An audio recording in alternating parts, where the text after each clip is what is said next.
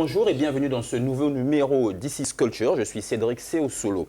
Vous avez une semelle arrachée, une chaussure décousue ou si vous voulez une chaussure à votre convenance, assortie à votre style, aucun problème.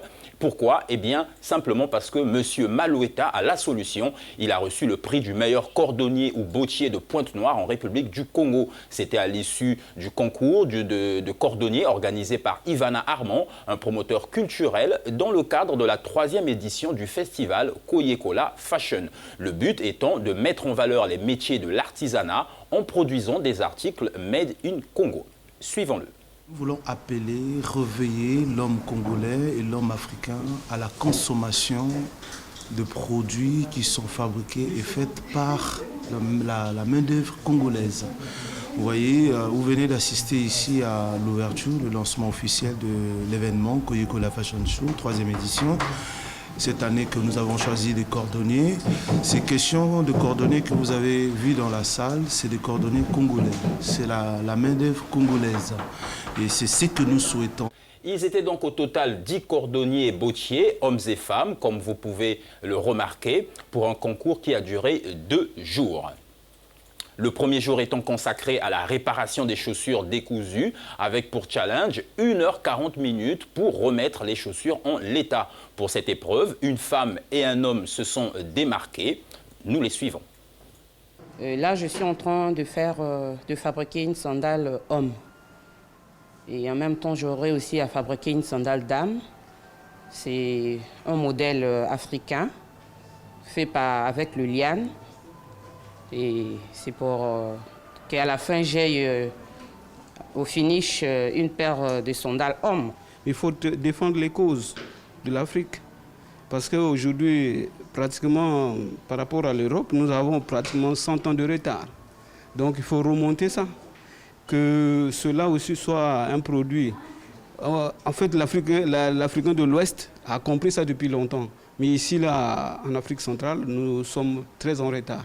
Comme vous l'avez constaté, ils utilisent donc des matières locales avec lesquelles, de fil en aiguille, parviennent à fabriquer des chaussures prêtes à porter.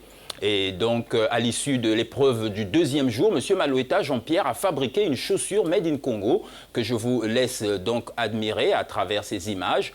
Il a fabriqué cette paire de chaussures en seulement 2 jours et notez bien sans machine adéquate. Malgré les difficultés que cela entraîne, notre bottier n'a pas voulu céder d'une semelle. Bon, en fait, mon secret, c'est le travail. C'est donc la concentration et tout. Et voilà. Habituellement, je fabrique des chaussures en croco, en peau de crocodile, peau de lézard, peau de python et même en cuir ordinaire. Bon, mais en fait, cette fois-ci, j'ai misé sur le jean parce que bon, je voulais présenter quelque chose qui puisse quand même sortir de l'ordinaire, quoi. C'est quelque chose qui est très important parce qu'effectivement, on ne peut pas parler de la mode, de la beauté, de l'habillement, même de la sape sans chaussures.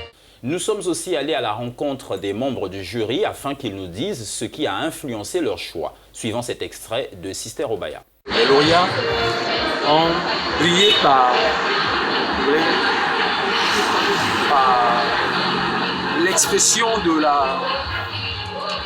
du travail de chacun. Quand quelqu'un fait un travail, on voit la qualité du travail de chaque personne. Déjà, une telle initiative peut déjà emmener à s'encourager parce que vous savez, dans toute chose, quand quelqu'un travaille, c'est toujours bien qu'il soit reconnu. La reconnaissance emmène les gens à pouvoir faire plus d'efforts et à ressortir leur créativité.